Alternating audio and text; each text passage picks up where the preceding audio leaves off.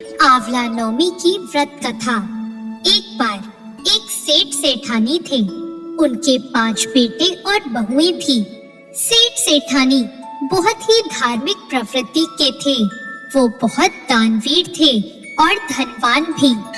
उनके पास इतना सोना चांदी था कि उनको समेटने के लिए, उसे रखने के लिए कई नौकर चाकर थे और वे भी धन को गिनने के बजाय तराजू में तोल कर धन रखते थे। मतलब ये कि सेठ जी के पास इतना पैसा था कि 7 पुश्ते भी घर बैठकर खाएं तो भी धन खत्म नहीं होगा। जो सेठानी जी थी, उनका एक नियम था। वो रोज पूजा करके एक सोने का आंवला दान देती थी और फिर ही खाना खाती थी। इस तरह सेठ सेठानी बहुत आराम से अपनी जिंदगी चला रहे थे। लेकिन एक दिन सेठानी की बहू ने सोचा, यदि माँ इस तरह रोज एक सोने का आंवला दान करती रही तो कुछ ही दिनों में हमारे पास कुछ भी नहीं बचेगा। तो क्यों ना माँ से कहा जाए कि वो रोज सोने की जगह एक सादा आंवला दान करें। और फिर सभी बहुएं अपनी सासू जी के पास जाकर कहती हैं कि वो सोने के आंवले की जगह एक सादा आंवला दान करके खाना खा लिया करें।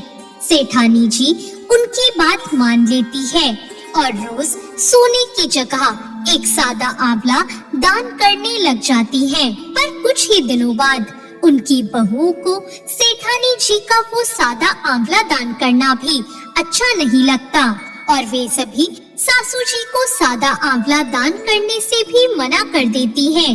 अपनी बहुओं की ये बात सुनकर सेठ जी और सेठानी जी को बहुत दुख होता है और वे अपना घर छोड़कर कहीं दूर निकल जाते हैं। अब सेठ सेठानी जी चलते चलते जंगल में पहुंच जाते हैं। उस दिन सेठानी जी ने आंवला भी दान नहीं किया था, इसलिए उन्होंने खाना भी नहीं खाया था। जंगल में पहुंचते पहुंचते रात हो जाती है और सेठ सेठानी जी वहीं एक घने पेड़ के नीचे सो जाते हैं। उन्हें देखकर भगवान सोचते हैं कि आज मेरे भक्त का मान मुझे ही रखना होगा। और जहाँ सेठ सेठानी जी सो रहे होते हैं, वहाँ भगवान की कृपा से एक सोने के आंवले का पेड़ आ जाता है। और जब सुबह उनकी आँख खुलती है तो वो देखते हैं कि कई सोने के आंवले जमीन पर पड़े थे। अब सेठानी जी उन आंवलों में से एक आंवला दान कर देती है और फिर सेठ जी और अपने लिए खाना बनाकर खाती है और वो दोनों वहीं अपने लिए घर बनाकर रहने लगते हैं। धीरे धीरे सेठ जी का व्यापार बढ़ने लगता है और वापस उनके पास खूब सारा धन इकट्ठा हो जाता है। और अब फिर से सेठानी जी एक सोने का आंवला दान करने लग जाती है। उधर सेठ जी और सेठानी जी के घर से निकलते ही उनके बेटों और बहुओं में आपस में झगड़े होने लगते हैं और इस कारण उनका व्यापार घाटे में जाने लगता है और सारी पूंजी खत्म हो जाती है और उन्हें मजदूरी करने के लिए निकलना पड़ता है। एक दिन काम की तलाश में घूमते घूमते वो सभी वहाँ पहुँच जाते हैं जहाँ सेठ सेठानी जी रहा करते थे। वहीं सेठ जी का भवन निर्माण का काम चल रहा होता है। उनमें उनके बहू बेटे भी काम करने के लिए पूछते हैं और वहीं भवन निर्माण में उनके बहू बेटों को भी मजदूरी करने को मिल जाती है। वहाँ उन्हें पता चलता है कि यहाँ की सेठानी जी सोने का आंवला दान करती है।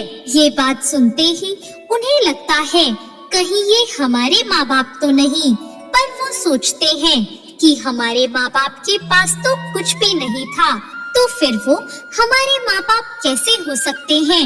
एक दिन उनके बहू बेटे सेठ जी को देख लेते हैं और उनसे माफी मांगते हैं और कहते हैं, हम पैसों के लालच में अंधे हो गए थे। हमारे लालच के कारण आपको भी घर छोड़ना पड़ा, जबकि हमारे घर में जो कुछ भी था वो आपकी ही किस्मत का था। सेठ जी अपने बहू बेटों को माफ कर देते हैं और फिर से वो सब एक बार साथ साथ रहने लगते हैं। तो ये थी आंवला नौमी की कथा। आपको कथा कैसी लगी कमेंट बॉक्स में जरूर बताएं और ऐसी और कथाओं के लिए हमारे चैनल भक्ति ज्ञान को सब्सक्राइब करें। धन्यवाद।